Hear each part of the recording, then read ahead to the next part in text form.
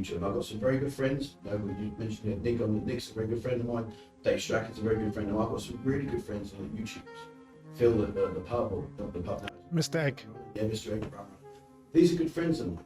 And the reason I don't watch other YouTubers isn't because I don't want to watch them or because I'm jealous of whatever. It's because Who was the younger version of Trev? what does my mum do? You know, how can she control an uncontrollable kid?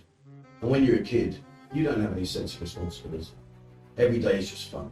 There's no, well, you know, you look back in life and think, I should have done that. I don't care. That's old people's chat. I'm a young kid, so went in very angry, very violent, very uncontrollable idiot, and I came out a young man.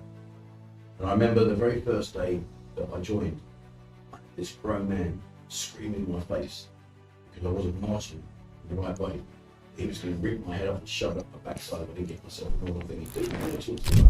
You know, What are some of the attractions and things that Pattaya brings and offers you? What's your record in one night? drinking or Women. women. One through you want, yeah. Yeah. No, and I've done 2 ladyboys exceptions. Like go-go bars and Soy 6, Soy 7, and how they operate. Yes. Can you share with us a little bit about, say, if someone's on the way here or planning to come to Thailand and they have no idea of like the pricing if they want to spend time with a female or ladyboy? People say, oh, you're a dirty old man. So what do you want there, guys? Do you want him just to please you by sitting in his pub on his own, reading his paper? How would you react and how would you go about it if your daughter was working in a go-go bar? In London, it's just awful. You judge people by their car, by their house, clothes they wear. You just judge people. Pre-bar world, my life is very different. But you know, I'm very grateful. I'm very lucky because, you know, when I look around the bar scenes now, there are bars that struggle. So people come in on the back of the channel. If I didn't have the channel, I'd be as empty as everyone else. They don't really dig down into it. They just say to themselves, yeah, I'll open a bar. And here I am with hell frozen because I've opened a bloody bar. Yeah, it's just knowing your roles. You know, Beer takes care of the girls, I take care of the bar. Michael, who's employed Michael, he's my manager. He takes care of the customers. And so between the three of us, we've got a pretty much covered. Is Pattaya and Thailand still cheap? And is Pattaya still buzzing? Hello and welcome to the Next Level podcast with me, Gaz Collins.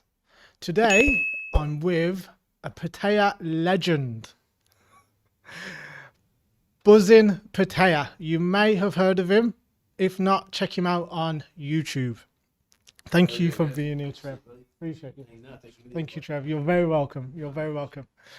So this channel is focused around growth mindset. I am a mindset coach. However, as we are here in Pattaya, I'm making the most out of all of the big YouTubers we have in this city. And one of my previous podcasts with Nick Dean, if you haven't checked it out, please do, has really took off. So yeah, I'm giving you, the viewer, what you're asking for. So yes, thank you. I really did enjoy it as well. Thank you, Trev. So please introduce yourself and tell the world what you do. Well, my name's Trevor. I am a YouTuber, stroke bar owner. I've got a bar here in the city. Been here 11 years now. And, yeah, it's just keep myself busy and just keep myself focused on what I like to do and you know, just enjoying living in this beautiful country. I'm very, very privileged. Great to hear. One thing that really struck me earlier on that Trev said he's been posting a YouTube video every single day for the past 5 years. 5 years. Just over 5 years.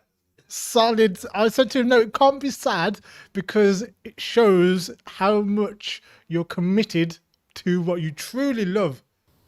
Yeah, it was a weird one because when I first started posting, obviously COVID just appeared. And previous to that, I have a media company.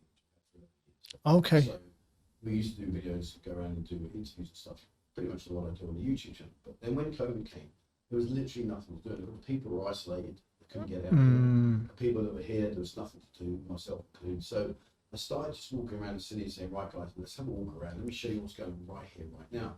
So of course I did that the very first time and people were like, that's amazing, can you keep doing it?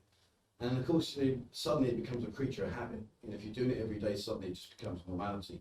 And then I get the fear of, I haven't done a video, God, I've got to do a video, I can't not do a video. Because, it just becomes an obsession. And so during COVID, it was really easy during COVID, because it was just an unknown factor that people didn't really understand as to how long it was going to last for. All of us, myself included, it's only a week, not 3 years, it's only a week. And of course, it continued and continued and continued. And because it did that, it kind of opened up a gateway where I just walked around. I was very lucky. I've been here in quite a while, so I know a fair bit about the city. And yeah, it's just become more, not an obsession, well, it is an obsession, I guess, yeah. It's an obsession. Something that you pretty much do every single day and that you have a massive love for. It's... For me, the payback in doing what I do is not for me. I love seeing people come out here, particularly people who've been here for the first time, that follow the channel, that come out to travel. I love all the information you give. I walk around all the streets and talk about what's going on in the restaurants, hotels, all the nightlife here. I know that very well. I'll explain about that later. But it's just to see people enjoy themselves. When people come out here and they experience what this beautiful city, this wonderful country can offer, that to me is one thing. I've got so many people who've come out here and said to me, you know why I'm here? No, why is that? Because of you. And I'm like, really? And I said, yeah. So I watched your video and I thought, I'm going to go to this place. He said, well, that'd be fantastic. So I'm like, oh, brilliant. And that to me is worth all the money in the world, just to see the smiles on his face when they come out here for the first time. They're like, this is brilliant. And they come up and say, Trevor, thank you so much. I'm like, no, you're more than welcome. So it's good. And that's where I feel like you've really struck gold in your life and your career, when you're doing something and the money is sort of a bonus. Yeah, I think where some people will go wrong is that they focus on YouTube thinking it's going to be money on. And it's a very, very steep hill. It's a very, very steep hill you've got to climb before you get to that situation. For me, I was bored. I'd had the media company. We were doing really well. It was nice. It was good. Everything was going well. I've been a photographer here for many, many years. We go over bars, etc. But then when COVID came, there was nothing to do. I was just sat there thinking, what do I do? So then it gave me a reason to go out and share what I knew about the city. And, for an old funny dunny like me, I actually remember quite a bit, which was quite good. So it was handy, so I could go out and say, oh guys, now, outside club, Buzz is here, there's a man, he's a great guy, blah, blah, blah. And explain it. And people like that. So when you start getting the interaction and the people were messing and the followers were going through the roof, and so many people following me and saying, I love what you do, Trev, keep going. It was just the inspiration of, well, if you guys like it, well, then I'm going to keep doing it. And now, 5 years later, I'm still doing it. Well, not right now, but I will be still doing it. Certainly. Only recently, I've read a book from Seth Godin called The Dip.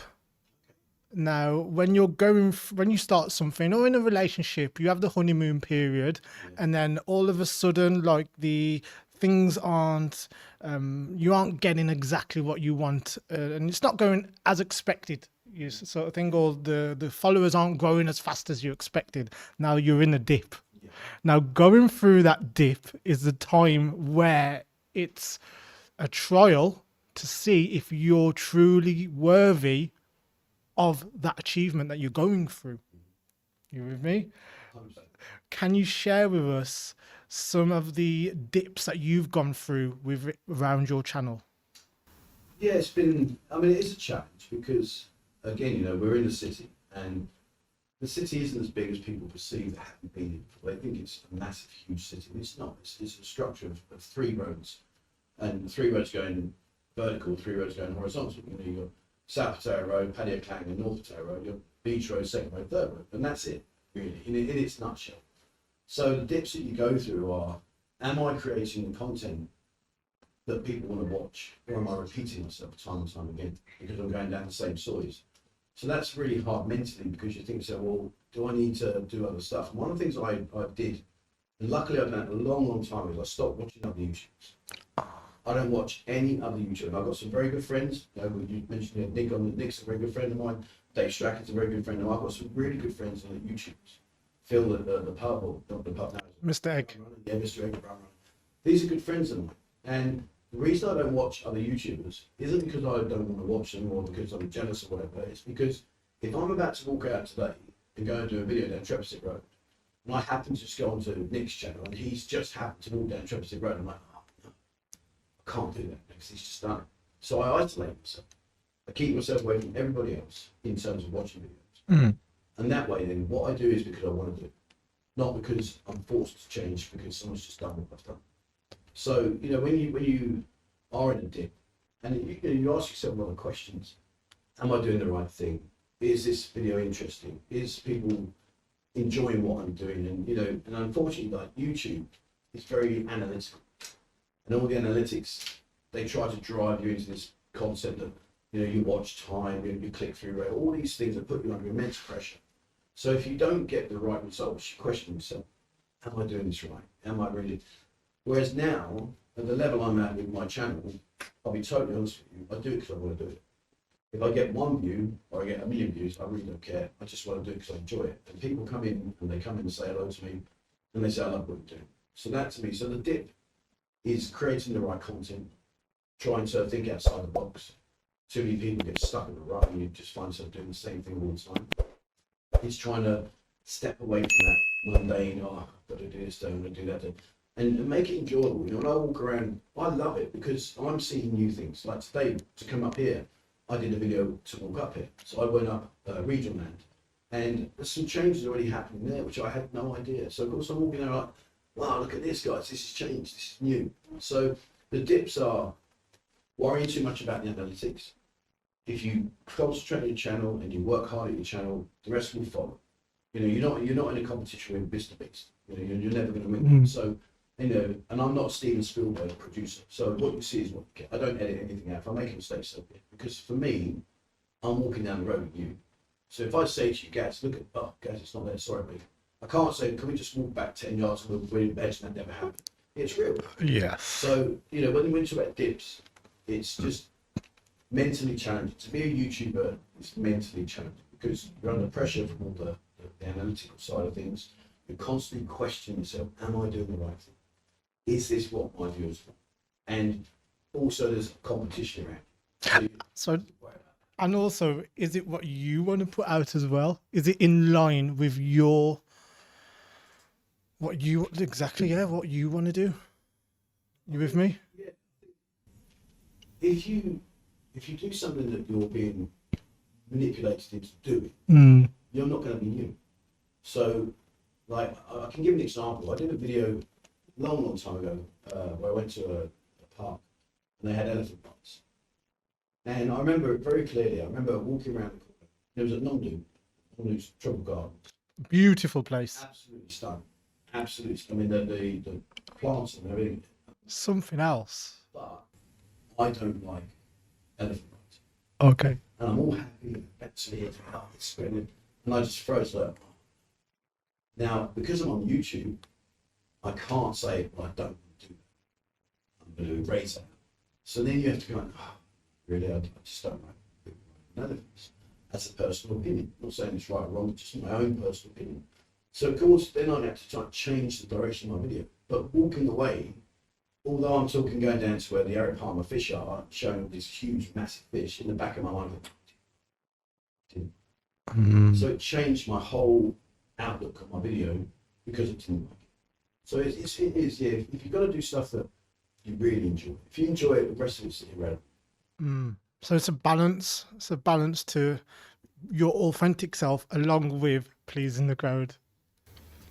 Yeah, to a degree. I mean, I don't like saying that because it could come across as flippant in the wrong way, but I do what I like to do. And then the people that follow me are similar sort of people to me, so therefore then they enjoy what I do. Yeah. I'm not going to go and start becoming a YouTuber about deep sea diving when I know nothing about it. But if you want me to walk around the streets and show it and go and interview people and, you know, do other things that I do in my channel, then you're going to enjoy it. And I enjoy it too. Oh, yeah. One thing I was just talking about Pattaya, I only recently found out that Jomtien and Pattaya is 2 different cities. Yes, they're under the non-Peru banner, but they are 2 separate places. But they're under the non-Peru, so Chonburi region. Let's dive into your upbringing. Trev. So please share with me who was the younger version of Trev Who's the younger version? in school? Oh, okay, so I had a very difficult life. So I've never met my father. Okay. My mum brought me up on her own, and she did a brilliant job. My mum did. But it meant that it came with a lot of sacrifices. My mum had no money. She was working as a cleaner at the fire station to provide food for me every day. My mum would eat every other day, so that I could eat every day. And we lived in a tiny little box room, and my uncle put a curtain on me. So one evening, my mum would sleep this side, I'd sleep that side. Wow. School to me, I hated school. I got expelled from school. They kicked me out. Because I was a complete idiot. I was a total idiot. I had no respect for discipline. My mum gave me the best life she could, but unfortunately she couldn't discipline me because I was too big and I didn't listen to my mum. Like, Mum, what are you going to do? She'd whack me with a pan or whatever. She'd hit me, and I'd be like, and you know, it just had no effect on me. And I had a very stupid life. I was very dangerous. You know, I was into fights, and I fight all the time, stealing, robbing cassette radios out of cars. So much showing my age now, but I was doing all that kind of stuff. And I was in trouble. I was in some really bad trouble, and I was due to go back inside. Between the first court hearing and my final hearing, I applied to join the army and accepted. So when I went to the final hearing, my lawyer said, gave him the judge my acceptance to the British Army, and so the judge suspended me for 3 years. I understand I completed a minimum of 3 years in the army. And I did 6 years. So that saved my life. There's no ifs or buts about it, it saved my life. But as a young kid, it was very difficult. You know, what does my mum do? You know, how could she control an uncontrollable kid? And when you're a kid, you don't have any sense of responsibility. Every day is just fun. There's no, well, you know, you look back in life and think, I should have done that. I don't care. That's old people's chat. I'm a young kid, so I'm going to go and tear it up and do what I want. And that was what I did. It sounds like the exact mindset I had growing up, literally all throughout. Yeah. What? You just, you know, when you're a kid, it's ironic actually. I've just been watching, when I do work in my office every morning, I put documentaries. I love documentaries. Yes. And there's a series at the moment about children behind bars for life, and about should they be given the opportunity to show remorse and you know, become a young man, be re-educated, channel their directions in the right way instead of what they used to do. And it was interesting because there's a guy in there, he's serving 3 life sentences for armed robbery. But he's now a grown man. He's not the 14-year-old American kid that went out wielding a gun and tried to you know, hold a couple up and steal their property. He's now a young man. So is he now changed? You know, would that man now go out into society with a gun and do it again? Chances are he probably won't, because now he's a grown man. But as a kid, you just don't think there's no such things as consequence. Cool. And just living in the moment, the short-term gratification. Absolutely. Yeah. How was the army for you? Amazing. Oh yeah. Absolutely amazing. It's if you could bring in national service, I think it would make the world an incredibly better place, because I went in very angry, very violent, very uncontrollable idiot, and I came out a young man. And I remember the very first day that I joined, I had this grown man screaming in my face because I wasn't marching in the right way. He was going to rip my head off and shove it up my backside if I didn't get myself a normal thing to do. You don't talk to me like that. You know who I am? You don't talk to me like that.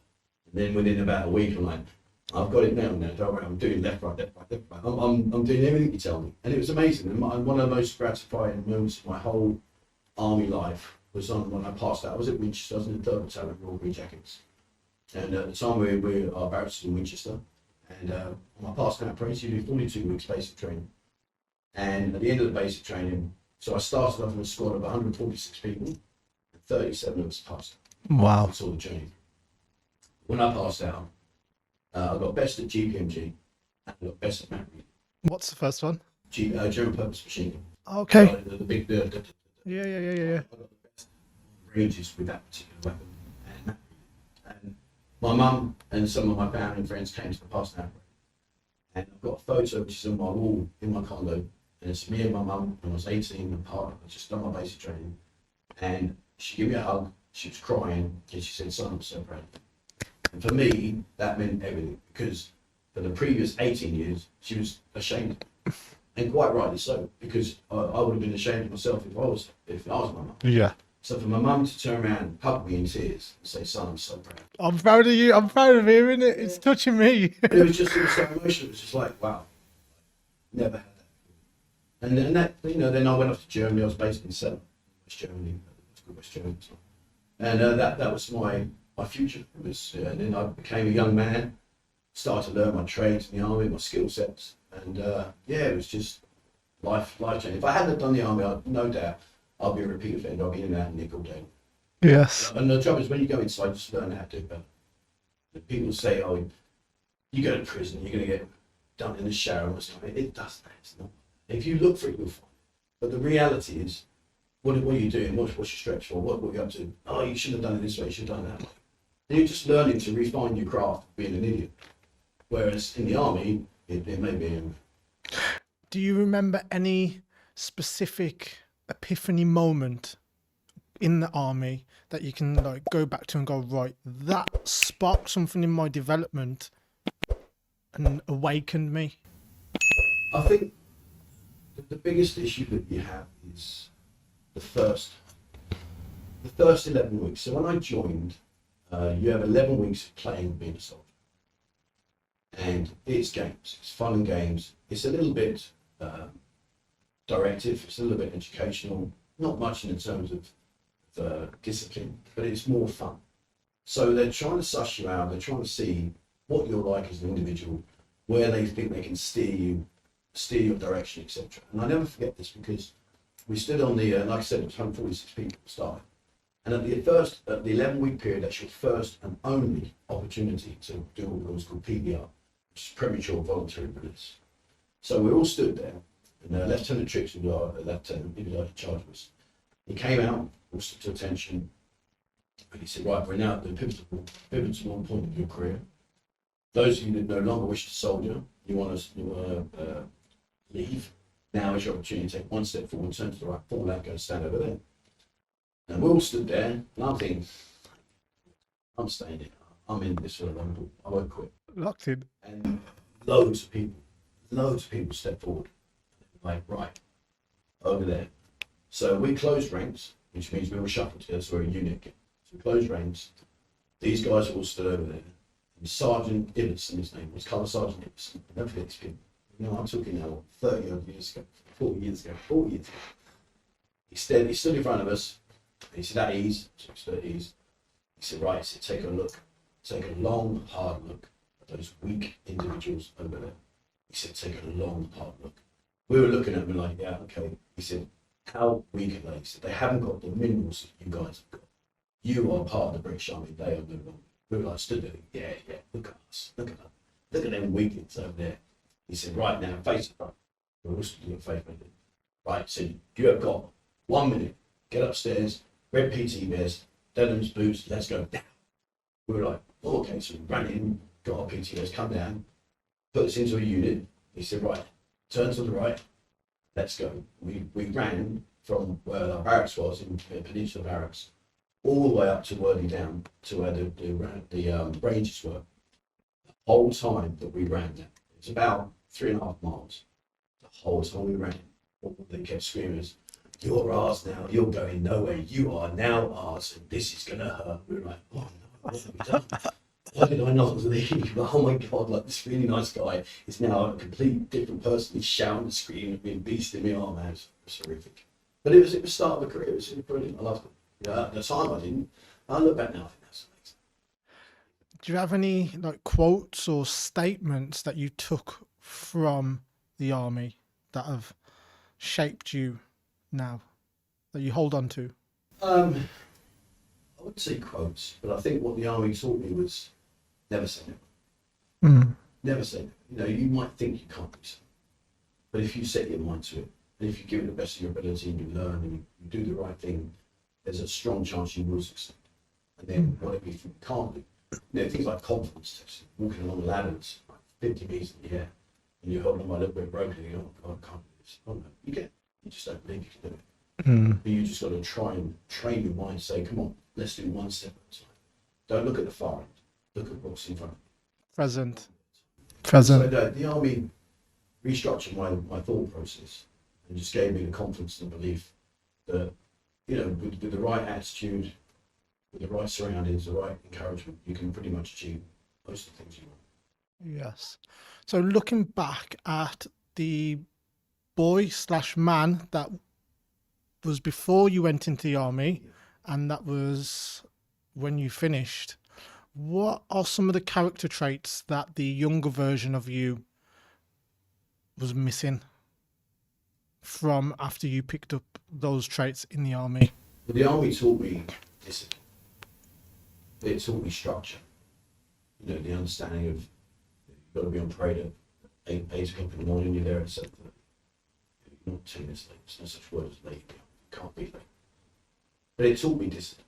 It taught me to respect people, respect the opportunities I have in my life. You know, I travelled around the world with the army. I boxed in the army. It was fantastic. So, you know, I went to Germany, Canada, went to Jamaica, went to back to England, Gibraltar. You know, I had some fantastic travelling moments. And so the army just, you know, when I was young, I had no respect. I just didn't care. I was not interested. And when I came out of the army, I was a proud young man. When I went in the army, I was a complete and utter disgrace to society. And I really was. If I was the father of me, I'd be ashamed. I'd be ashamed. But now, I look at myself now, and you know, my life's been a completely different path, and one that I can only be grateful. Do you have any stories that you would like to share with us while you was growing up that you went through? What, it's like my naughty. Yeah. So many. I blew my neighbour's window out with an aerosol can. Oh yeah. I brought my next door neighbour was a policeman. So I stole his VCR. So I was playing. So I was mucking about with her friend, and sorry, Steve, but my mate Steve, me and Steve, we were just too thick as thieves. We were really terrible together. Really changed, honestly. But yeah, we were playing cricket outside my house with a bit of wood, with a tennis ball. Anyway, I hit the ball. And it actually went into my next door neighbour's Georgian side door window, and it broke the little panel. So I went to get the ball. There's a door there with a little glass panel that's missing, and then I could see the key that locked the door in the lock.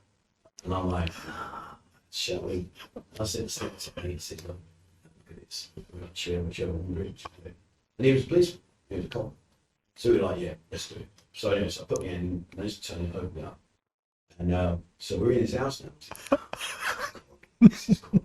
So we went around the house, and in the end I nicked his VCR cassette, videotape. Yeah. I shoved it in my garage, in the back of our garage, in an old fridge that wasn't working.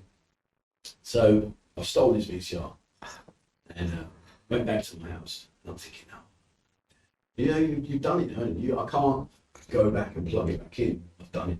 So of course, like you said, you live that moment, that euphoria, that sense of, oh yeah, let's do it. So I did it. And then I thought, Trev, you idiot, he's a cop. Of all the people you nicked from, you just never go with the next door neighbour and nicked his VCR. So the old phone, the old dial, 999. I'd like to report, I've just seen someone in my next door neighbour's house. I think they're burning it. Really okay. Anyway, because he was a cop, literally in 5 minutes max, they were there. And they were swarming the whole of his house. So anyway, I'm like, yeah, listen, what I didn't realise, and what I failed to mention, was earlier in the morning, it rained. I didn't know. So we were out playing because it's anyway. So the policeman came through, sat down. He said, "What did you see?" I said, "Well, I was just in my bedroom. I said, I saw someone running at the back. I'm over the back wall. It looked like he was carrying something. So I couldn't see what it was. Just making it up." That was it. So they left. I'm thinking, yeah, get in there. I'm well away now. Well away from this. And about a week later, my mum had remarried.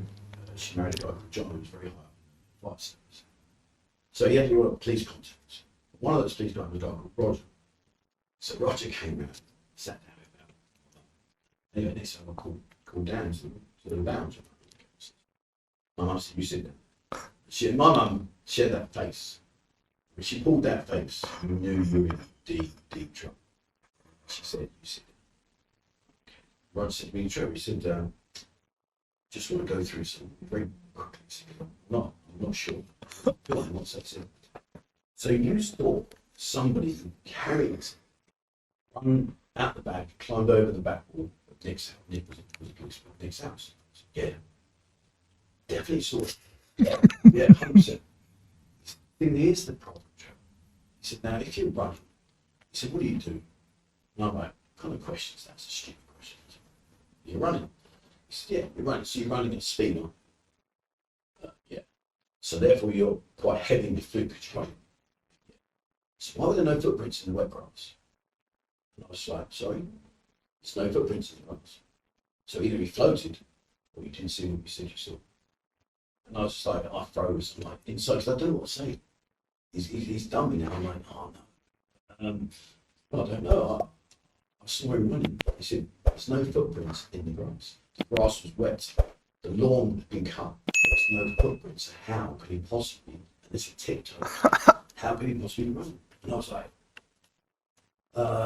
yeah. Yeah, well, I can only tell you what I saw. And fair play to Roger, right? He knew it was, but he just said to me, he said, Trevor, he said, I suggest you think very clearly, very hard about your actions.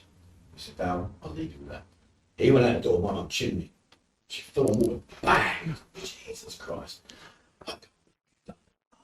To me, she went, but this thing absolutely nuts at me. And all the time, the VCR recorder was in her fridge in the garage. And I took it up to a place with TNR videos. On Kingston Road. I sold it for $5. Really? Yeah, back then, $5 was so much. And you still pretty well got away with it. I mean, Give or take a punch. I remember putting an aerosol can. You know, they say don't put aerosol cans in fries. Well, of course I'm going to do. You tell me I can't do it, so I'm going to do it because I don't believe it. So I put an aerosol. I built a little bonfire in my garden. Put an aerosol can. Me and my mate, my best mate Nick. Now me and Nick were children. His family were religious. They were churchgoers. They were an absolutely beautiful family. He was a really, really good looking guy and I was still looking like a bad son. And he wouldn't say boo to a goose, whereas I was a local thug, I'd fight everybody and anybody. So we were so different. Anyway, so I said to him, look, he said, no, don't do that. That would be all right. So I tossed it in the fire. Well, it's been about 2 minutes. It seemed like eternity and nothing was happening. And I'm like, see, I told you. And then all of a sudden, literally, smashed straight through the top bedroom window of the house at the back of us. I was like, oh, shit. So I like quickly closed the curtains. Oh, no. And I like peeping through the curtains, seeing nothing. Oh, God, no. Anyway, about 5 minutes later, there's a bang on my front door. And she's there with a pair of garden tongs with this burnt canister. And she said, you just nearly smashed my bedroom, my baby's bedroom. You nearly smashed the window of the baby. And I'm like, it wasn't me, don't you like me? Where's your mum? Said she's not in. Anyway, she came back in the evening and next time I got Trevor. I'm like, oh God, I know what this is. And I went down here, facing music. Wow. So I've done some really stupid things. I smashed my mum's car up as well, but that's another story. I actually got over there. And I told my mum about it about 20 years later. Very quickly, my mum had parked her car in the side drive. They'd gone on holiday. John took mum away on holiday. So her car, anyway, I didn't know how to drive, had no driving license. But my mate Nick knew how to drive. So we got in the car and I'm driving, going forward and back, just a short, sharp burst. I said, I'll just do one more. He said, no, just one more. I went backwards. I'm aiming towards the garage doors now. And I broke, panicked, and I smacked the right-hand edge into the garage wall. I was like, smashed all the brake light, everything, the whole lot gone. I said, oh God, she's going to kill me. She's going to absolutely kill me. So I had a quick brainwave.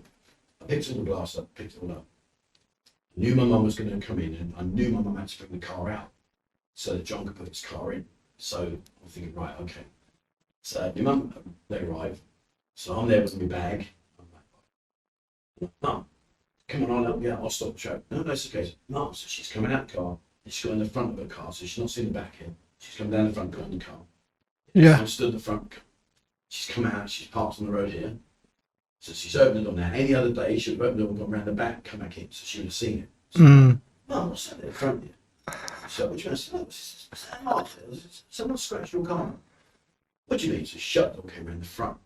So now she's at the front of the car. So the damage is here. So she's now gone out around the front, looked at it, and then she come around this way, went back in. So she had no idea it was there. So I got my bag, scattered the stuff on the glass on the floor, and went out. Came back home, my mum's in a major bad. I'm like, right, no, I'm not. What's wrong? No, I'm not happy. I've been back less than a day. So, no, really? No way. And she never ever knew. No way. 20 years, 15 years ago. In fact, my mum was with me. She was actually out here on holiday. Sweetened her up, did you? I told you. Oh, God, yes. Never ever. I said, you do know it's me. I said, yeah, it was me. I told her. Yeah, I bet you. Oh, did she have a good laugh or Yeah. another punch? No, she laughed. Yeah. Thank you for sharing. Let's move on to diving into like your experience in Thailand and Pattaya and why you decided to live in Pattaya, Thailand. I've been married and I had an affair. I lost my family. I lost my marriage. You know, my own stupidity. And anyway, and I'd had 2 years of really volatile, horrible times surrounded by my wife's family. And, you know, I did what I did. I'm not going to make any excuses. I was an idiot and I just did it. So, and I lost my wife and my family. And the problem I had was that when I'd go out, I'd go into a bar, or pub, as we call it back in England. I'd go into a pub. And, you know, and there'd be certain people there, maybe one of her sisters, she had quite a big family, and they'd be like sniping away at me and stuff. And I just got bored of it. I thought, you know what, I can't do this. And I thought, well, I'll go on holiday. And I always go on holiday. I like going to big cities. So I've been like New York, I like big cities. So I thought, never been over to Thailand. Let's go to Bangkok. I had no idea about it. Never heard of it. Never knew about it. What year? That would be in 2000 and what we know, 2025. That would be in 2008. Okay. And yeah, about 2007. So anyway, so I'd never heard of anything. Never heard of it. And I went to Bangkok. Absolutely loved it. I made so many plans. Completely. I was just so naive. I went to a soapy massage for a moment. So Oh, really? I thought so. And I'm like, oh my God, like what's going on? I was expecting when she gave me the book, people, which lady, like, I'm like, that, why? And I had no idea. But people say you must. I had absolutely no idea. Wow. So when that all started happening, this is quite what I was expecting. And yeah, so then I went down and I thought there was, if you look on the map of Bangkok, it looks like it's a tiny beach. And so I asked the guy, I said, where's this beach? I said, I want to go to the beach. And disperse that. He said, you want to go to Koh Samui? I said, well, where's that? And he said, oh, you've got a flight. Really? And I thought, well, I came out for a month. And he said, no, it's like, I'll go. And I went down to Koh Samui, and then I stayed at top of the island. So then I went to find the Mai and Chang, which were the two nightlife areas. And I was just like, oh, this is just different brain. 2 years of being lonely and you know, etc. Then suddenly I'm surrounded by these amazingly beautiful women. And then I said to this guy in the bar, it's in a Chawang bar, and he said to me, this is rubbish. Shut up. You can say this is rubbish. Behave yourself. He said, you're in a potato. Never heard of it. Where's that? He said, oh, I said, and I thought, bloody, I've just come back. He said, you go there. He said, this place is rubbish. And I was like, no, I can't believe it. And it played in my mind. And then I spoke to a few other guys I've met in the bars down in the Wang Chimay. And I said to him, you know, is this place Pattaya? And every time I said the word, their eyes just lit up. They were like, oh man, it's so good. So I came here, I came up here. And yeah, it was exactly like they described, you know, like a kid in a sweet shop. And so then I went back home and again, I walked back into a load of grief. And I was financially very lucky. I worked hard at a big company, with a kid. I sat down with my right hand man, JC, and I said, look, figuring out, moving on, blah blah blah.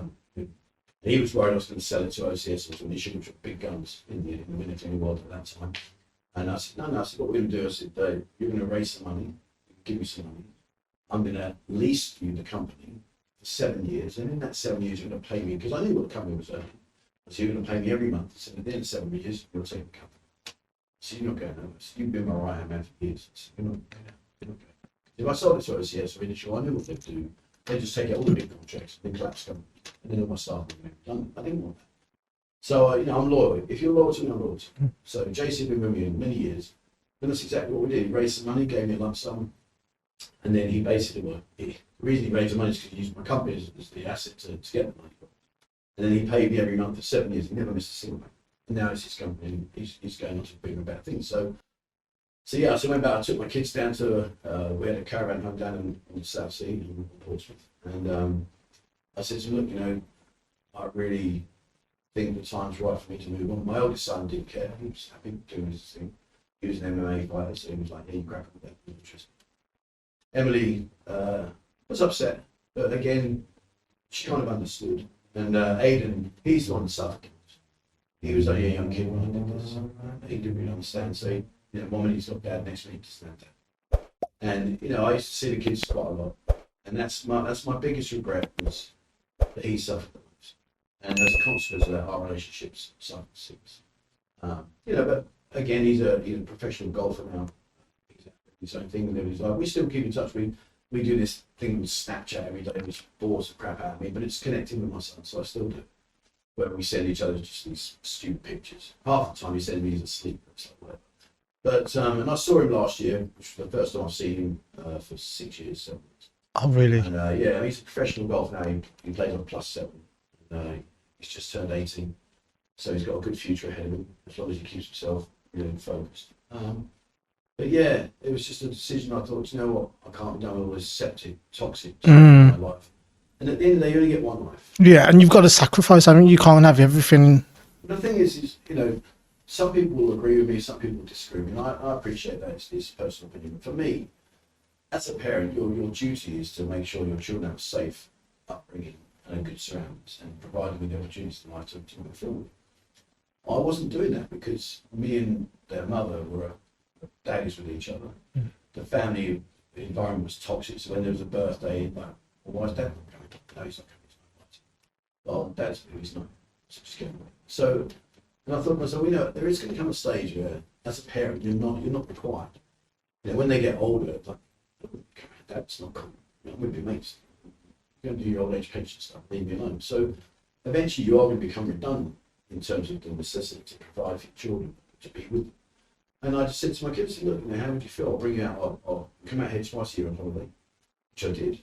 And, they loved it. Aidan's been out here 14 times now. He's obviously off doing his own thing. Matthew, my oldest, he came out twice and he was mortified, absolutely mortified that this girl wanted to spend some time with him but wanted compensation. Oh, yeah. Well, he was an MMA fighter, 6-pack, big dude. And he's like, watching girls off for fun. That's fun, welcome to my I said, it's in consolation, the most expensive woman I've ever met in my life is your mother. So don't worry about it, so we're getting a bargain. And Emily just couldn't deal with the heat. She couldn't deal with the heat, so she only came out once. But Aiden, he came out, maybe then when COVID came out, now he's off doing his golf. Wonderful. What are some of the attractions and things that Pattaya brings and offers you? So again, this is more of a journey because my first 2 years out here, I was living the Playboy lifestyle. I was living what people perceive to be the dream. I'm living the dream. But it gets so boring. Eventually, the nightlife gets so boring because you see it the same day. Every day is a Saturday. We don't have every day is a Saturday. Tonight will be a Saturday. Tomorrow will be a Saturday. The day after will be a Saturday. Whereas in the UK, when I was back home, it was Friday night was out with the lads, Saturday out with the missus, or Friday out with the missus, Saturday out with the lads and the football. So you had this like structure. Whereas out here, there's no structure. Every day is play day. Yes. So in terms of now, obviously now I've got the BUZZIN Bar, which is in Saudi China. So I've kind of like gone back what I'm about to say, because when I first came out here, it was amazing. First 2 years was amazing. Then it started to get a bit long in the tooth. You're like, oh, I don't want to go drinking. I can't be. Same old same. So then you start exploring. You know, like when you talk about Pattaya, people just see it as this seedy city that's just got one track only. It's got 28 golf courses. There's more golf courses in Chonburi than any other part of Thailand. There are more tourist attractions in Chonburi than any other part of Thailand. We've got Koh Samet up the road. We've got Koh Larn across the road. We've got Koh Si Chang just further down. Then we've got some beautiful, beautiful islands you can go and explore. There's so much more, and of course now, if you look at the Pattaya now, the same Pattaya that was 10 years ago, the demographic has changed tremendously. The 5-star hotels, you know, it's just recently in the media hotels. Yeah, I've seen that second road. Yeah. Beautiful. Oh, stunning. I was very lucky. I met Peter James, okay, director. He showed me around. Oh, amazing.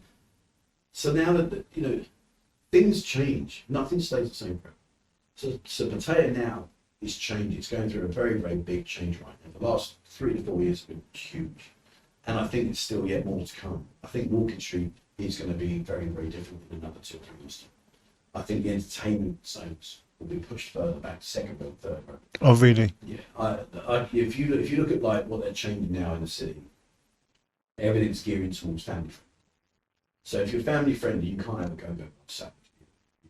You can't be doing. So if it's going to be family friendly, they've got to do something entertainment. I think what they'll do is they'll allow the nightclubs. If you look in Walking Street now, must be 5 or 6 Indian nightclubs. Yes. You know, I mean, fair play, you know, it is what it is, but what I'm saying is there's Indian nightclubs there. So I'm not going to go there. Not because of any other reason, but I just don't go to that music. It's my style. So I'm going to go to second road. So if I go to second road, other people go to second road. So if more of us go to second road, suddenly there's a big space in Walking Street to change it again. And they're just about to change the big sign, the Walking Street sign, and make it a 3D sign. So all these things are changing, and they're changing, pushing forwards in terms of stepping away from this seedy umbrella that we seem to be under, and saying to people, look, we are changing. You look at the change on Beach Road. You know, they've done all that new paving, they've made it wider, cut down all over a bit of cabling. Walking Street, they took down all the signs. Now here's a good question. So Walking Street signs, they took them down because it was a fire. That's why they said it. They said if there was to be a fire in Walking Street, the fire engines could not get in. That was their reason. So my question to you is, why are Soy 6 signs still there? Why they don't take it? Because surely that's a fire hazard too. And they're exactly the same. So because Soy 6 is further down, Walking Street is the attraction. But they also need to remember Walking Street put the city on the map. If it wasn't a Walking Street, we probably wouldn't be here. So yeah, it's changing a lot. Can you share with us more information around how those first 2 years was when you got here? The first 2 years. Was it every day drinking or every single day? Because it's part. You know, financially I was secure. I had no worries financially, so I could go out, and it was so cheap. I mean, it's just crazy. You know, Yeah. You'd be struggling to spend 1,000 baht. Really? It was just so. And you know, when you go out, and you know, from an obvious point of view, when you're walking down the road and you're being approached time after time after time by beautiful, stunning women, and you know what the outcome could be if you wish. Well, then you're just going to play. You're just going to throw yourself in. I was knee deep. I was knee deep. Now and then show water, but before I was knee deep. In one night, how many? What's your record in one night? Drinking or Women. Women. 1 through in one. Yeah. Yeah. No, and I've done 2 ladyboys at some time. Wow. But I was drunk. Ain't me all. No, I've done it 3 times now, so I know I had 3 experiences. One, I was absolutely convinced I was right and that there was no way she was a ladyboy. That was in Bangkok, in the bar. I had a really crap evening. Really bad evening. Just nothing was clicking, nothing was going well. The girls that I liked weren't interested in me. The girls that were available, I wasn't interested in them. It was just one of those nights where it just all fell apart. And I remember going down to Hillary's, and I was outside the Nana. I used to stay in the Nana Plaza, and the concierge, he'd been since day one. He's a lovely guy. Anyway, this girl Oh God, she was tiny. Oh, I was just like, I can picture her now. And she was getting on the motorbike, like, sweetheart. She looks, where are you going? I go home. Come and have a drink, have a drink. No, I go, come on, I've had a crack night, please. Come on, come and have a drink. She went, really? I'm like, yes. Really? Like, yes, come on. She's like, okay. So anyway, so she sits next to me, and everything's perfect. And there was just zero indication. So I'm thinking to myself, right. So I said to her, so I said, look, I'm staying in the house. I said, do you want to come home? She went, yeah, okay. She said, sure. Oh man, I'm sure. Jackpot. Oh man, I'm so sure it's sure. So, and anyway, so we went over there in the concert. I said, he was Mr. T calls me. He said, oh, Mr. T, tonight, lady boy. She wasn't happy. I said, behave yourself. So she went back to the lift. I went to get my key. That's what he said, oh, Mr. T, tonight, lady boy. So I thought he was just joking. Yeah. Go up to the room. I said, better try and get a bit cuddly. She's like, no, shower. Okay, we shower together. No, shower alone, I'm shy. Really? Okay, well then go and shower. So she showered, I'm sitting on the bed. She came out with a towel, so I came in, so she stood in front of me, so I put my arms around. I went to have a little bit of a play, and she said, no, shower. Okay, I'll shower. I had the quickest shower in the world. It was like, one trip, I'm done. I'm back out, whole room, she's turned all the lights off, she's under the duvet, and the far bedroom bedside lamp was on. So I'm like, okay, cool. So I get into bed, start kissing, that's good, no problem. She's playing around with me, I think it's quality, and squeeze it, it's great. Went down, there's a little pencil out, I got Oh no. No way. And she's like, I think you know. I said, well, I do know now. I didn't know that. Oh, she said, oh, sorry. She said, I think you know. She said, okay, I dress and I go. I said, you like to roll over and grip the teeth. I'm too far down to grip. We're having it. So that's what we do. Yeah.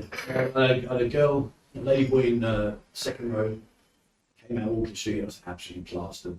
And I was going up to go to second row to get to the bar bus. And as I'm wearing, I've got a bunch of blonde lady woman. So I'm so sorry. She said, oh, it's okay.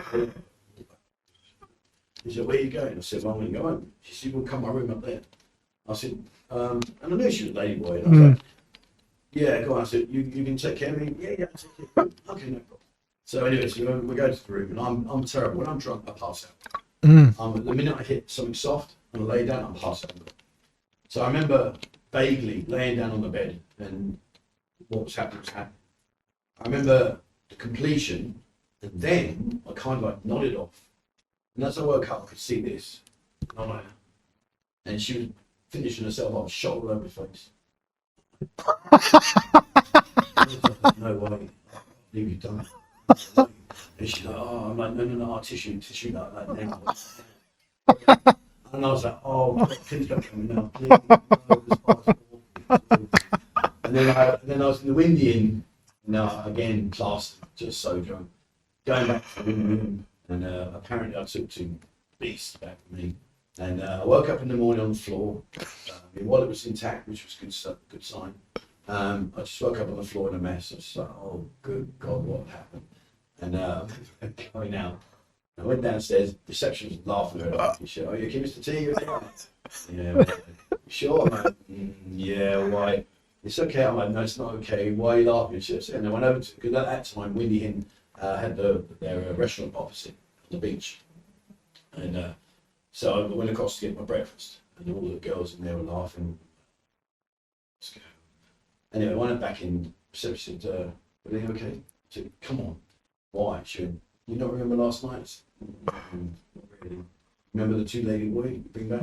No. Yeah. So anyway, I thought, anyway, that's it. So, and then what happened was 2 days later, I'm walking down Walking Street to go out. This big 7-foot group. T, where you go? I'm just gonna. You okay? Last night we had fun the other night. You okay? I'm like, oh God, really? Like, oh no way. And then the other side of the road, this other lady who came over. Oh, T, you okay? I'm like, oh God. Wow. Yes. Thank you for sharing, T.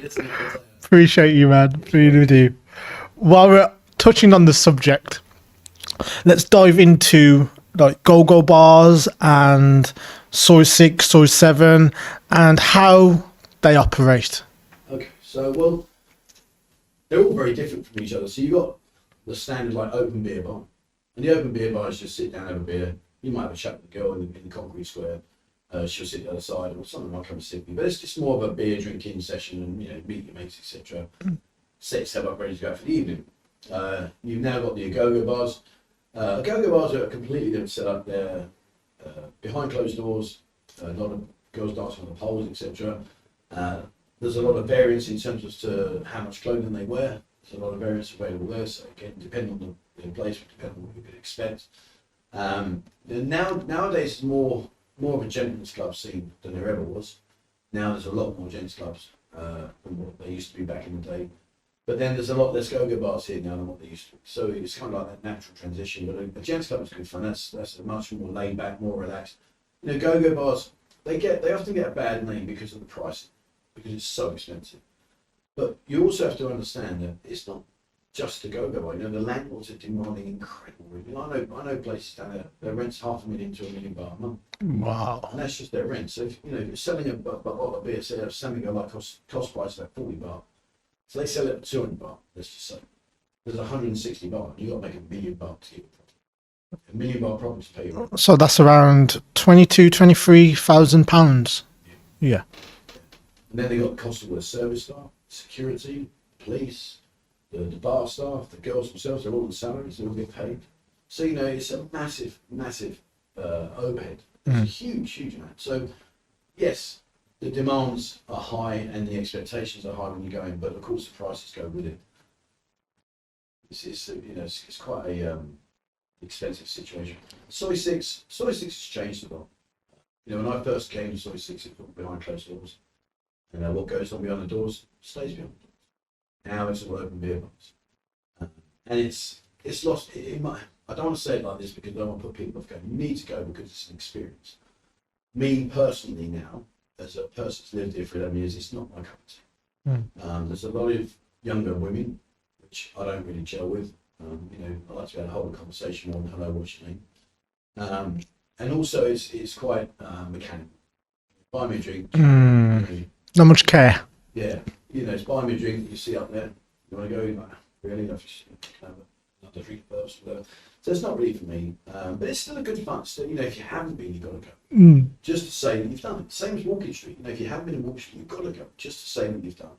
Because if you come out here and you go back home and say, "Oh, what was Soy Six like?"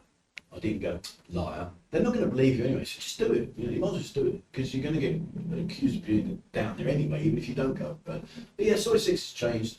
Soy 7 and 8. Nick, he's a good friend of mine. He's got some nice bars down there. He got Shooter's Bar across the road there. With another good friend. There's some good bars. There are some good bars, but a lot of it's changing nowadays. The city's not like it used to be. And I'm only a newbie. This guy's been coming here 30, 40 years. I've forgotten all that. Yes. Can you share with us a little bit about, say, if someone's on the way here or planning to come to Thailand and they have no idea of like the pricing if they want to spend time with a female or ladyboy? Well, so you're going to have a few situations. So the first thing you're going to have is if you want to, you've got to be very careful. So okay, people kind of get the understanding. They think that if you walk into a bar and I buy you a drink, you are obligated to come out. It's not like that. So number one is make sure you've got some familiarity with the person. Make sure you've got a connection. Are they touchy-feely? Are they playful? Are they drinking? Because if you just sat there like this and drink a drink, yeah. You don't want to be going it because it's going to be a terrible experience. She's not interested.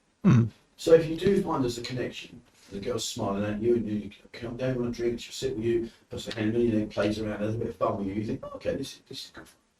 So if you've made now the decision that you want to take things further, number one, you have to compensate the bar people at bar fine. And depending on where you are, bar fines range from 300 up to 2,000 bucks. The 2,000 bars in Walking Street, some even more, some are 2,500. But again, it goes back to the expense. And the time of the day as well, isn't it? Yes, it does, yes. So if you go in at 8 o'clock in the night when the bar's just open, the last thing the bar owner wants is half his girls disappearing because they'll be bar fines. So the bar fines are much more expensive. Come midnight, 1 o'clock, it doesn't matter. Then you've had the majority of your day or your prime time earnings. So now you can lower the bar fines. So you're gonna have the bar fine, and then you've got to negotiate with the girl. And you gotta look at it a different way. Like, so if a girl says to you, yeah, it's 5,000 baht, you're going, sweet cheeks. I mean, I don't want to buy you for a week. I'd like to spend some time with you for a few hours, not a week. What she's actually saying, she's pricing you out. She's giving you an indication she doesn't want to go. Because otherwise, she ain't going to pay you, she ain't going to charge that much. So you've got to take the warning signs. If a girl says, oh, yeah, it's 5,000, I'll save you the problem because number one, you don't really want to spend any more time, which is fine. I understand that. It's no drama. But what she's saying is, if you do pay it, she doesn't really want to do it, so she'll do it for the money. And therefore, the experience is going to be crap.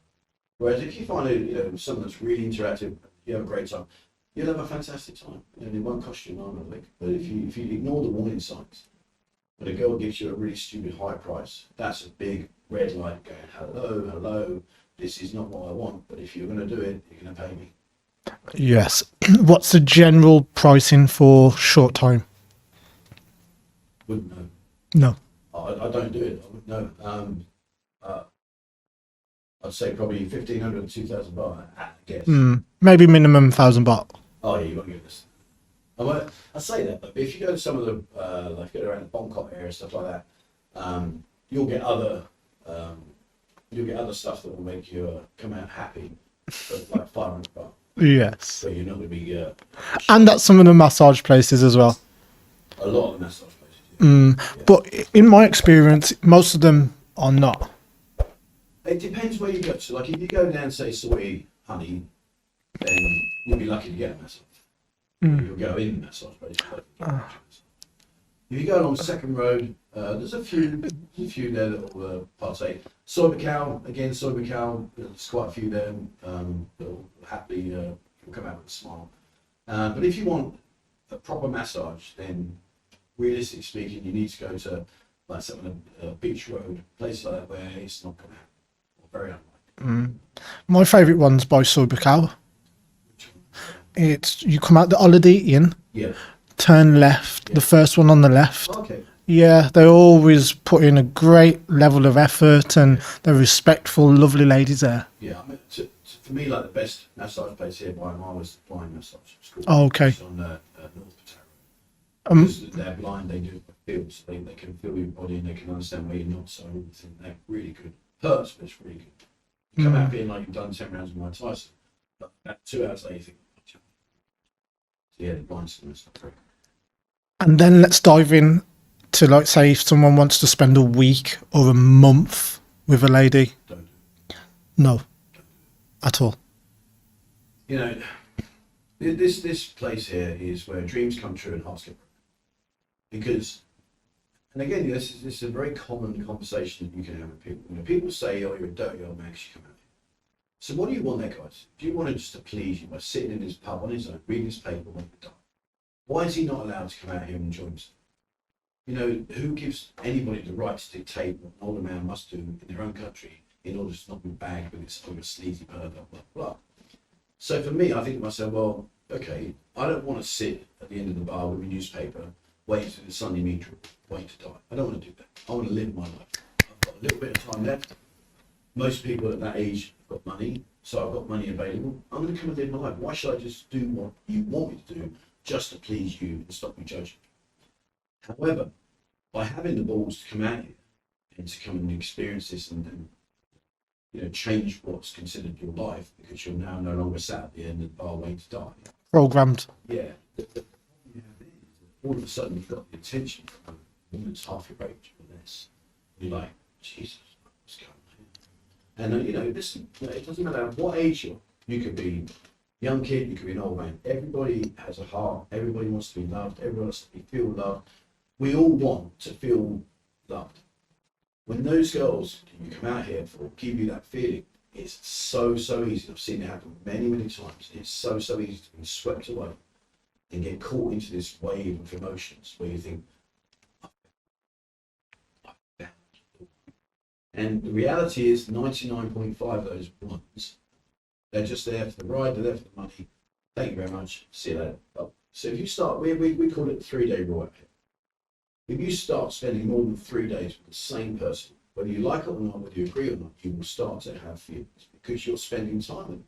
You're getting to know them. You're getting to know how they operate, what they think, their laughter, their sadness, all the things that make you understand how they work. And they're doing the same to you. They're figuring you out. So now you've got emotions. Now you're in a whole world of trouble now because it's that whole, what do I do now? I've got to go back home. If I go home, what's she going to do? I don't want to go there. If I send you some money, will you leave the bar? Yes, of course I will. Of course I will. And you're thinking, she's going to save herself just for me. And of course, you know, I've seen guys here. I won't go into detail because it's not fair, but I've got a particularly good friend of mine, and he was in a relationship with a girl that he met in a go-go bar that I used to work in as a photographer. And he did exactly what you said. He went over to Koh Larn 3 nights, then over to Koh Samet for a week, and he came back and he tried to tell me that she was different. I'm like, dude, she's not different. Hey, Trevor said, you don't know. He said, she's absolutely amazing. I said, no, she's just fulfilling your fantasy and dreams because you want to be loved. Anyway, long story short, paid for us to leave the bar, to go back home, study university. And I was working as a photographer, and I went back into the said bar. She was sat there with the said customer. And I was like, oh, okay. So I did all the photography, and then at the end I walked up and said, how you doing? Hello. It's funny university. This kind of reminds me of like the go-go bar we were in. So what do you do? No. I come down to see my friend. What, this gentleman here? I said, you're a friend, are you? And he was kind of looking at me like, saying, what's he got to do? I said, sorry. I said, look, she's meant to be with one of my friends. I said, so do you know her name? Didn't know her name. Well, you're friends with her. I said, what's his name? Well, you don't know. So let's cut it. Let's get to the point. You're doing what you said you wouldn't do when you do it. So yeah, so I contacted my friend. And I said, look, mate, you're not going to like me for this. I said, but I want to be able to look you in the eyes. I told you. I said, but listen, this is what I just experienced. Completely went off the rocks. You're sticking your nose in. You're trying to cause me trouble. You just don't want to be me to be happy. And I'm like, dude, like you're so wrong. This is just. I'm trying to show you what she's doing. She's not. No, that was her friend. I said she didn't even know his name. How can that be a friend? Anyway, we didn't speak for about a year, more than a year actually, about a year and a half. And suddenly I got a message from him.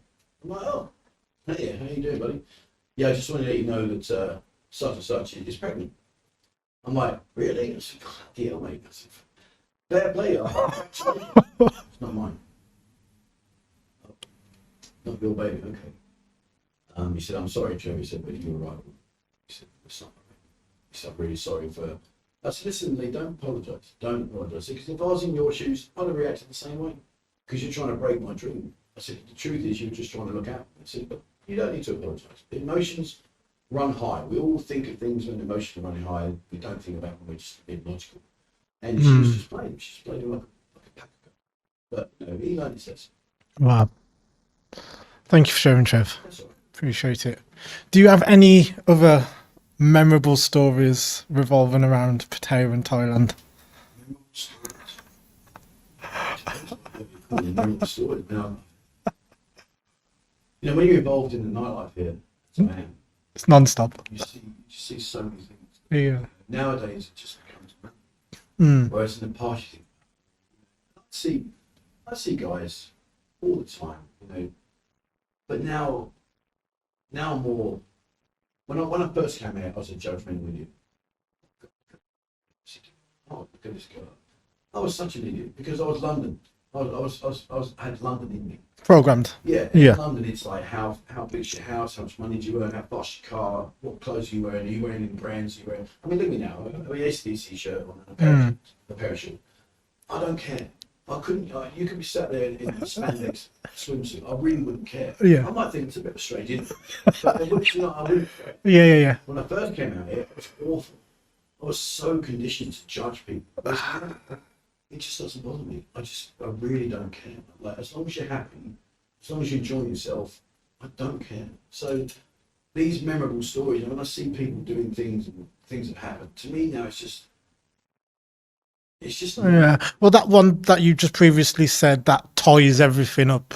That says it all, to be mindful of where you're putting your effort, time and money into people. I think when you come out here, the one thing to really just keep on the background is don't believe all you see. You know, if you see a beautiful woman and she's paying you attention, okay, but don't think it's more than what it maybe possibly is, because you can easily get wrapped up in something, stack pieces. And I've seen guys over the years. I've seen guys lose houses, I lost the house to my first girlfriend because I was exactly that. Did you? Yeah. When I came out here, as I said earlier, I had 2 years of crap back in the UK. Really unhappy, and I came out. And I met a bar girl. She's working in a gents club. She's working in a gents club in Pattaya. She's now gone now. And I fell in love with her. I broke the 3-day rule, broke the 3-week rule, 3 month rule. I fell in love with her. I was absolutely besotted with her because I'd had a really horrible time previously. I came out here, money wasn't an issue, and I was 42, she was 26, I think. Yeah, Denmark would have been, yeah, she was 26. 25 anyway, and yeah, I fell in love with her, absolutely besotted, because she paid me attention, she was affectionate, she was all the things I hadn't had for a long time. It's like a shock to your system. It was just a mind blow. Yeah. It was just mind blowing because you're not used to it. To be fair, the women back in the UK, what can I say? They bleep when they walk backwards. But no, I'm no Brad Pitt, so don't worry. I know the routine. But the thing was, this girl was stunning, and then of course I fell in love with her. We went up. She was family up in Sondek, which is up in Gallison, up in the north. And I built a house and restaurants, all the rest of it. And then she lied to me that she had cancer. And I'd lost a very good friend of mine at the time. John, who was 50 years old, died of cancer. Way so many years too early. And then she played that card on me. And I was mortified. I thought, God, no, I lost John. I can't believe she was wrong. I can't do this. Because she just changed, really, really being horrible to me. I couldn't understand why. And then she played the cancer card. And so I took her to all the hospitals. But at that time, I couldn't speak a word of Thai. I didn't understand anything. So I'm like, that just took gibberish to me. And all I did was kept paying for the stream, paying for the stream, and thinking that I was doing the right thing. And it was all bull. Wow. She actually ended up, she was kidnapped. She was gambling. And they kidnapped her and took her up into the mountain on the edge of Sunday. And I got a phone call saying, yes, I paid 100,000 baht. And I was just like, oh, okay, this is different. So I went up there, I gave her the money. And she'd been beaten about a little bit, not too much, beaten about a little bit, and I took her away. And then we just never recovered from that because she was gambling. And unfortunately, there's a lot of problems with gambling. A lot of the villages, up north, they'll go and get a blanket and pack cards and go and play gamble the money when they don't have much money, so they end up borrowing money from the loan shops. So you borrow 1,000 baht, you're going to pay 100 baht, until you pay 1,000 baht. So, you're talking massive interest. And she didn't pay them back, and I just bailed her out. And then, of course, we split up. I lost the house, the car, restaurant, and everything. But you know what? It was just materialistic bullshit. I wasn't interested. I wanted my life back and some peace and tranquility in my life, not all this drama. So, so I took my 2 dogs. I've still got to this day. And I've got my 2 dogs, which with my wife, I've been crap. And I walked away. Hard-earned wisdom there. I love the dogs more now. Interesting. But it's it's easy for people on the outside to look in and say, oh, you're an idiot, you're this, you're this. But when you're in the throw of the ball and you're not emotionally involved, it's very easy to cast your judgment. When you're the one that's being manipulated, being played like a pack of cards, it's not as obvious, it's not as easy. It really isn't. Certainly. While we're talking about go-go bars and go-go girls, there's a question that I had down that leaped off the page when you read it out, I seemed. The question is, how would you react and how would you go about it if your daughter was working in a go-go bar or within that industry? Okay, so let's a majority of the ladies that work in the go-go bars here work here because they've got no support. What happens, generally speaking, is Thai guys, I've got a lot of good, really, really good, solid Thai friends. I'm very lucky to call them my friends. But historically, and too fast and common, the Thai boys will, these girls get no sex education, very, very little. So, of course, they don't understand the birds and bees. So then along comes this young, good-looking Thai lad and wants to have some fun, gets her up with duff, now there's a baby in the scene. Thai men are very, in general, I'm not saying everyone, but in general, are very quick to run away and say, oh, that's not for me, I only wanted some fun. So now this girl's sat there with a baby. You don't get no social support out here. There's no government support. So you're on your judgments. So she's sat there cradling the baby thinking, oh my God, the love of my life's done one. I've now got my baby, and Thais are so family orientated, it's beyond belief. So now what happens is she gives the baby to mum, and then she'll come down here to work. The reason that most of them are here is so they can afford to support their baby. And it's very different out here. So in England, what happens is mum and dad support the kid. That's the way it works. Mum and dad are older, they've got the money, they support the kid. Out here, it's the reverse. The elderly people out here, like for instance, my wife's mum's pension every month is 700 a month. 700. Her dad's is 800. Wow. Yeah. So we're talking pennies. We're talking not even £1,000 a month for them to live and survive. That's under £20 sterling.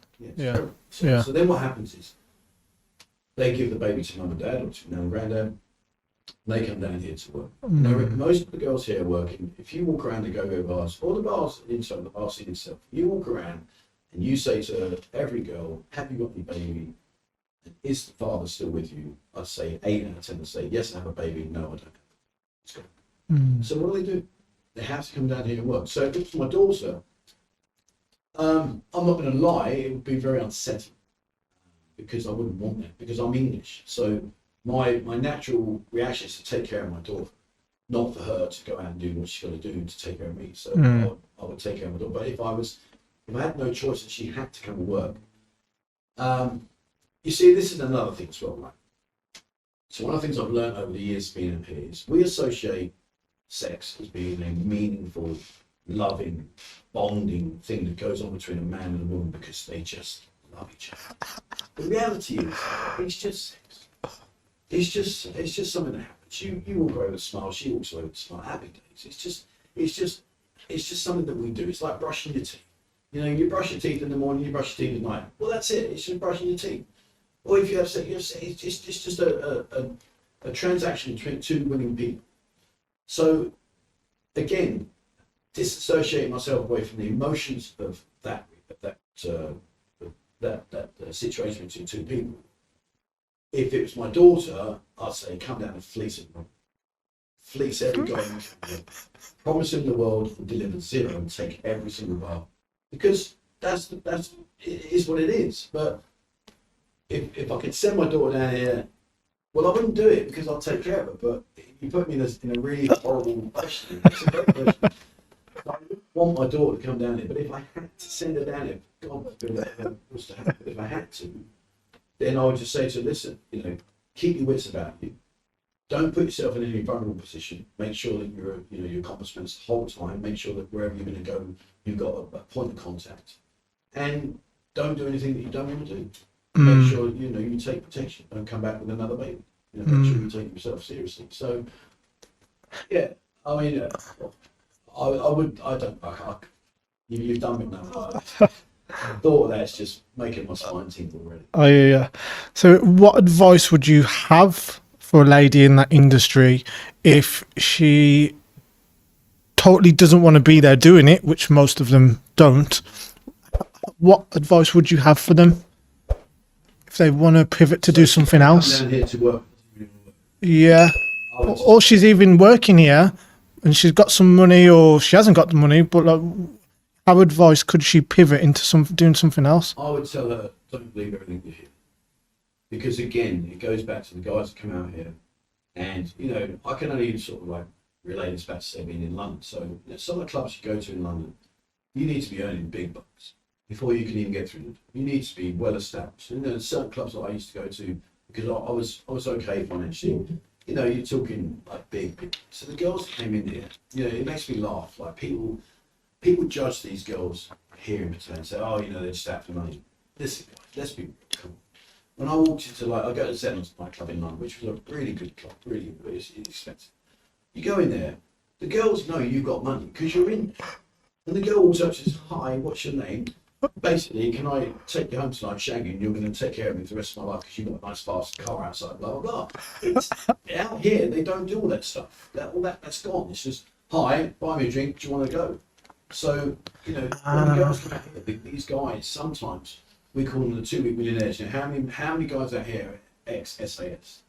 How many guys out here are ex-airline pilots or ex-astronauts? All these high-profile jobs that they think they need to say to the girl to impress her so that she wants to spend time with them.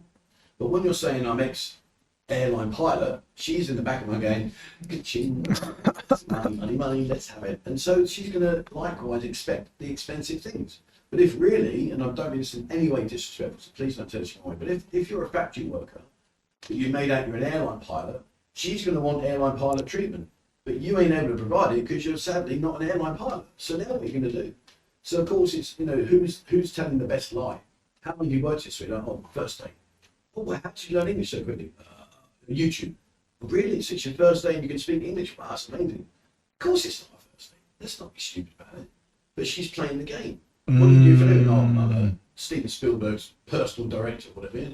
You make up these guys make up these jobs. I'm a corporate company director. Oh, really? Yeah. Right hand man with Richard Branson, all this other stuff. The girls are like, no, you're not. No, you're not. Because if you were, you wouldn't be here. Because how many multi-millionaires that are really genuinely multi-millionaires come to Soy 6? I don't know many.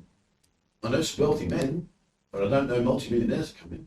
I'm not saying that they can't, but the likelihood of a guy like me that's living in London that's got a bit of money comes out here to enjoy themselves, it's far more than if I was a multi-millionaire. If I'm a multi-millionaire, I'm going to be on a yacht in the middle of the Caribbean with a surrounding of 20 beauties. I don't need to go to Soy 6. I hear you. What are some of the, we've gone through that, haven't we? The biggest life challenges. Do you have any others that you would like to share with us that have made massive impact into the person you are today? Thailand has taught me so much. In many ways, in terms of, we judge people. I was in London, it's just awful. You judge people by their car, by their house, clothes they wear. You just judge people. Whereas here, like when I go up to the village, most of my family walk around in pajamas. Most of the family walk around in pajamas all day long. No one gives it. No one cares. My next door neighbours, elderly ladies, they'll walk around in their rags. Yeah. Everyone doesn't judge you, they just care about you, okay? And the thing I love most about Thais is they are just naturally sharing. They share their food, they share their home, they just care. They're such lovely, lovely people. I go up to, I mean, I'm different now because like where we live, I'm the only Falang. So we don't speak, we only speak in Thai. And initially I thought, my guard was up, left, right, and centre, something there. Hello, here comes the ATM. And Mo said to me, she said, my family not one. I'm like, yeah, okay. I've heard this before, here we go again. And then I've been married 7 years now and I love it to bits. Great to hear. First one up there, I was just sitting there all the time thinking, and then I'm going to go to the restaurant, I'm going to pay for it. When I'm going to do this, I'm going to pay for it. Never. And now I'm just part of the family. Now when I come up, most mum will wander off, she'll come out, give me some food. I'm like, oh, should I tea? You're not eating? I said, do I look like I'm on a diet? I'm always eating diet, don't worry, but they take care of me. So Thais, they taught me a lot. Living out here has taught me to be more humble, be more respectful, don't judge everybody because no one cares, and just enjoy life. And of course, the hardest thing for me by a mile is timekeeping. Absolutely took me probably 8-9 years to get my military timing into Thai time. Okay. And it was like earlier today, we were here, we were slightly delayed. If that was me when I first came out, we're like, look man, I'm not being funny, but where are we? Like, you told me to be here and I'm here, what's going on? It would drive me nuts. It would drive me absolutely nuts. Whereas now I'm like, it's okay. Yeah, what's springing to my mind is the culture. Is what we feel in England is wrong or right, totally different to what is wrong or right, or the view perspective in Thailand. Yeah, totally. Yeah, totally. And they say there's no time like Thai time. At the end of the day, they just, in general, and also again, I just want to reiterate this, that where we are right now, this is not Thailand. This is not Thailand. This is an adventure system.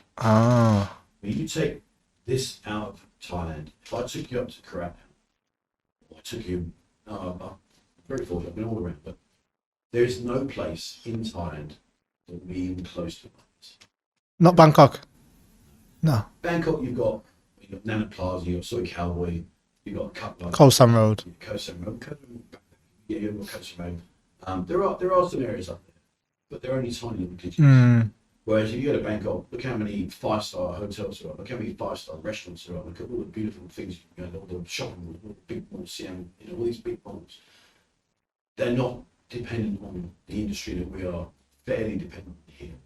So when you go around Thailand, when you go to these different parts of Thailand, there's so much more available that's not entertainment orientated. So when I go home, it's like when I walk out, step out of my car. So the minute I step back in my car, I don't drink, don't have a cigarette, because I don't want it, don't need it. I'm happy. I wake up in the morning at like 5, 6 o'clock in the morning. I open my laptop, do my work like I would do normally, and then the rest of the day I just chill out and basically just do nothing. And then I walk around and see mum and dad. We'll sit down, we'll have food with mum and dad. And most sisters that are out working, they'll finish work about 5, 6 o'clock. They come back, and we have some more food, and then I just come home. I'm in bed by 9 o'clock. Happy days. It's just lovely. Nice to hear. Can you share with us a general day in your life in Pattaya? My day in my life, what, right now? Yes. Oh, dear. You see, I'm a workaholic, and I have a very strong belief about my approach to work. So, and with anything, is I will never take on a project that I will not do everything to the best of my ability to succeed. Because if I don't do it to the best of my ability and I don't leave no stone unturned, I will always regret thinking, I could have done that. I should have done this. Didn't do that. I can't do it. I can't look in the mirror. I'm happy to fail. 100% I'm happy to fail, providing I've given it my very best shot and I've not missed anything. Because then it just means I wasn't good enough. And hey, it is what it is. We always, young kids, want to aspire to be world-class footballers. The reality is less than 1% actually make it, because that 1% probably have got it in them to do it. Me, I didn't. So when I do my day in my life is very different, because I'm always challenging myself to make sure I do the best I can in order to make sure I've given it my very best shot. So I normally wake up about 6 o'clock in the morning. I've always been an early riser. That's the army. That's the military. You can't take it out of me. And even if I go out drinking till 1 in the morning, I'm up at 6. And I drink vodka, so I don't have any hangovers. Zero hangovers. Okay. I gave up beer about 2 years ago. Best young. So I get up about 6, shower, everything. I walk from my condo into the office. So I do about 6,000 steps to get into the office. When I'm in the office, then I do my work. Because right now, I obviously got the BUZZIN bar. So I go through all the work for the paperwork for the night before. I do all the money banking, etc. Go through all that, make sure it's all ticked up and done. Then I prepare the float for the day ahead. Then I'll order the stock. The stock will come, I'll put the stock away, make sure that's all taken care of. And then I normally head off out to go and do my videos. So I'll go out, depending on what my schedule is ahead, I might do 1 or 2 walkabouts, do the videos, and then they'll be in stock, ready to be edited by Bo. And then I'll do my walkabouts, or I'll just go out, then I'll put my drone up, do some drone footage. I'm in the middle of doing some drone videos I put together, which will go out soon. Then gets to about 1 o'clock, I'll have lunch. I don't eat breakfast, so I'll have my food then about 1 o'clock. And then we open the bar at 2, so the girls will be coming in from about 1:30 onwards. And then I open the bar, depending on what I'm doing. We do kick streaming, a live stream on Kick, which is really popular. I'll then sit in the bar till probably 7 or 8 o'clock at night. And then depending on what happens, normally I'll get plastered. But the trouble is, you see, it's difficult, because you put yourself out in a position where people follow the channel. They can relate to me, they know it, and I love it. Don't get me wrong, I'm not being ungrateful in any way, shape, or form. But people will come in, Trev, man, I love your videos. I've been following you for like last 2 years. Can I get you a drink? And I'm thinking, that's only number 15 today. So of course, my life revolves around just getting plastered. Pre YouTube, pre bar world, my life was very different. But I'm very grateful. I'm very lucky, because when I look around the bar scenes now, there are a lot of bars that struggle. There are a lot of bars that struggle, and it's horrible to see, because these are people's livelihoods. People invest their money, could be their life savings. They're trying to give themselves an opportunity to live here and do well. My bar is always busy, but it's always busy because I've worked so hard for the last 5 years to build up my channel. So people come in on the back of the channel. If I didn't have the channel, I'll be as empty as everyone else. You know, and I fully understand that, and I'm very appreciative. We've got some absolute diamond people coming. I've met so many people that have become my friends. I've met so many people I just love sitting down and chatting to and stories, and it's just phenomenal. And you know, I'm very, very lucky. But my day normally is, like I say, wake up at 6, do the paperwork, go out and make my videos, open the bar, sit down, talk to people. Sometimes I've got other things I've got to go and do. I'll nip out and do them, or I'll do my live streams or whatever, and then basically sit in the bar and get drunk. I'm totally with you. So you just mentioned the bars. Some of the bars are a little bit quiet in Pattaya, and I've noticed that people on YouTube are doing videos about tourism is down in Pattaya in Thailand. Yeah. Can you share with us any advice you'd have for someone just about to open up a bar, or they're going through a quiet period If you're throughout? about to open up a bar, go to Bangkok Pet Hospital and get your brain tested. I'm being honest. When you open up a bar, okay, so I get asked this question. This is a very common question I get asked about. Trev, I really want to live out here. I think I might open a bar. I'm like, dude, go in the toilet, look at the person looking back at you in the mirror, and tell him he's an idiot. Because when you come out, let's be honest. So you come out, you can open a bar. What kind of bar are you going to be? What's going to make you different? You're going to be a sports bar, because we haven't got any sports bar. We've got no sports bar. We've only got like 20, but you know. Oh, you're going to be a sports bar. So what's going to be different? Nothing. You're going to be a go-go, because we don't have any go-go. So, you know, what's going to make you different? What's going to give you the edge as a go-go bar that all these other go-go bars, some that have been established for many, many years, are not going to, you're going to do better than how? Not going to open a beer bar. Where are you going to get customers from? How are you going to find the customers? How are you going to get the girls? You know, all these questions that people, they don't really dig down into. They just say to themselves, yeah, I'll open a bar. You know, you've only got to speak to people like Nick Dean, you know, Brian, and people like Phil. Running a bar is not easy. I swore hell would freeze over before I opened a bar. And here I am with hell frozen because I've opened a bloody bar. But, you know, we've just had our 2-year anniversary, which is phenomenal. But, you know, when you open a bar here, you've got to have an edge. You have to have something. And this, don't think to yourself, yeah, but my mates are coming on, they'll come and support me. You've got to figure out. So if you're relying on footfall, if you're relying on passing traffic, well, then you're going to have to be in the prime areas. Well, the prime areas come with prime rent. If you're not in the prime areas, well, then how are you going to get the people out of the prime areas into your area? Because now you've got cheap rent, you've got no customers. And if you've got no customers, how are you going to get any girls? The girls ain't going to sit there. Unless you've got a long-term relationship with the girls until they work for you for many years and they're just being loyal, because Thai people are very loyal. Unless you've got that build-up of relationship, the girls sitting going, and my friend in Mortgage is going, oh, yes, sir, I've got 224 drinks. Really? God, is there any jobs done? I'll come down now. Because you don't have that footfall. So if you open a bar here, it's just incredibly different. Incredibly difficult. And I really honestly would say don't. And the guys that have got bars that are struggling, I just can only say I'm sorry. Dive into some of the biggest challenges. How many staff members are you working with at Buzzin Bar? About 32. 32. What's it like operating within that field? It has its challenges, but again, you have to understand your role in those challenges. So, like, Beer is my mamison. She takes care of the girls. I don't get involved. Okay. I'm the boss, but if a girl comes to me and says, Trevor, this boss, I've got this happening, I'm like, sweetheart, go speak to Beer. And then Beer will come to me with whatever it is, and then me and Beer will decide what happens, and then Beer will then go back and sort it out. So if a girl needs to go home, whatever, she's got problems, you know, that's, you talk to Beer, that's your sounding. Yes. She'll come and say, boss, can one of these, can such and such have some time off? Yeah, of course, no problem, go away with it. So that side, yeah, it's just knowing your roles. You know, Beer takes care of the girls, I take care of the bar. Michael, who's I employed Michael, he's my manager. He takes care of the customers. And so between the three of us, we've got it pretty much covered. Is Pattaya and Thailand still cheap? And is Pattaya still buzzing? Yes and no. Yes, because you can still, you know, you can still walk around and see it and get 50. You know, if that's your thing, then you can.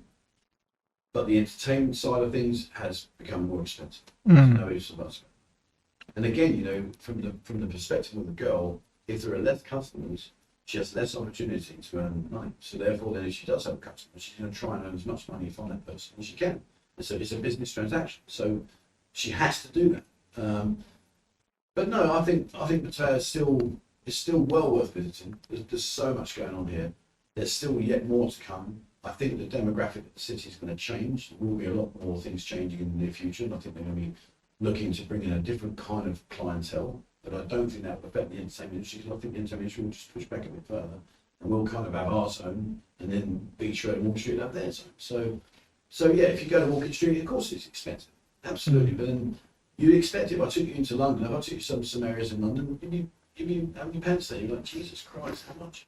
And it's supply and demand, isn't it? The past 2-3 years, Thailand's shut up. Everyone wants to be, it's the #1 destination. So it's in their power to up the prices. Yeah, I think they've done a fantastic job. You know, I love it. I love living there. I've been here a long time. I'm lucky. But yeah, you know, but then on the other side, if I took you to the village, you couldn't spend £1,000 a day if you tried. Wow. You know, so, you know, it's horses and horses. What are some of the most asked questions you get? Most asked questions. Where's a good bar? Where's a good go-go? Go for it. What's a good gents club? Just normal day-to-day like questions about where to go. You know. Go for it. Fire them off. Yeah, I get them all the time. Mate. Yep. The #1 bar.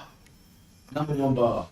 It's quite hard, 'cause, like, Apart from yours. no, I wouldn't say mine's a warm-up. A warm-up bar. Yeah, warm-up. Got you. You know, if you come into my bar and you think you're going to see all this and that happening and you're going to be interacting, no, I don't want that, because as the owner, as the bar owner, the girls are now my family. They're not employees; they're part of my family, because we see each other on a day-to-day basis. So I don't want some guy coming in thinking he can buy 2 or 3 drinks and that's all going to happen. I don't want to see it. I don't want to see it. Now, if she chooses to go off later on with you, that's her choice. There is no part of her contract that says she has to do any of that. All I say to the guys, that you come in, they won't beg you for drinks, they won't push you for drinks, you'll get a cold towel, you sit down, the girl will sit with you if you want to sit with you, and you just have a nice, relaxing time. It's a warm-up. Then go off and have your fun. Go across the road to Maggie Mae's. Maggie Mae's, your eyes will pop out. But Okay. in my bar, they won't. Okay. Nothing will pop out. I don't want that. So, you know, it's very difficult. Girls are not my stuff. Whereas if I owned a bar and I had a manager, then that's different, because I wouldn't be in the bar. It's just an investment. So I wouldn't really care so much. That's something. But because I'm there every day, no, these girls are my family. I don't see it. And it doesn't happen.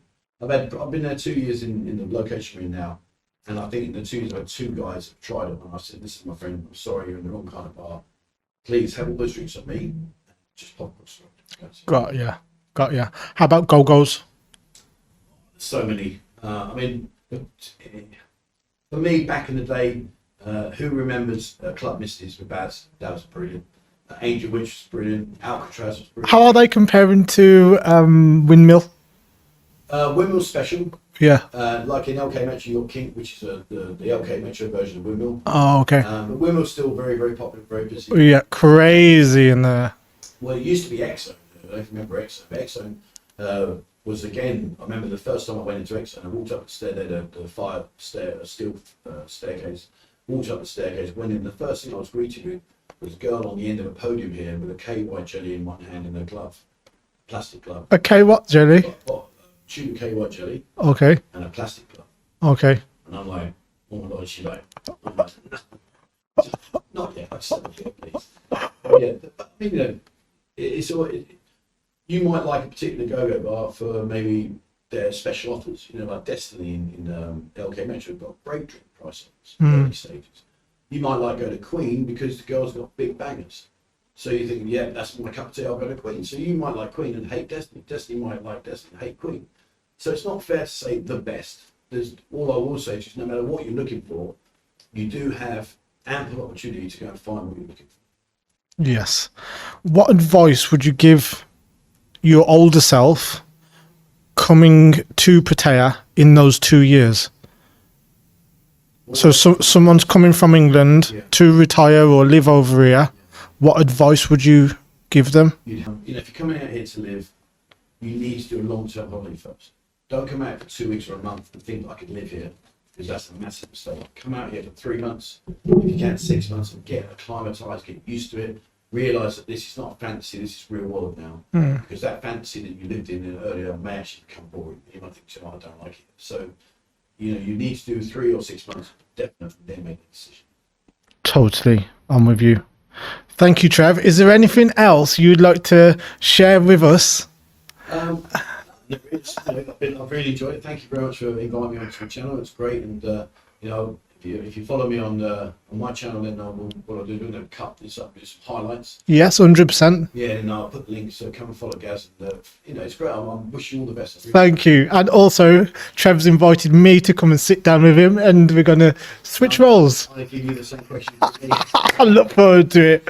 I really, really do. So once again, if you want to connect with Trev, you can subscribe to his YouTube channel, BUZZIN Pattaya, Facebook as well. Yeah, Instagram, TikTok, whatever. Wonderful. Thank you for watching, guys. If you've gained value and you've enjoyed this episode, please let me know why you've enjoyed it. If you have any further questions that you would like to find out, add it into the comment section, and please hit the like, subscribe button.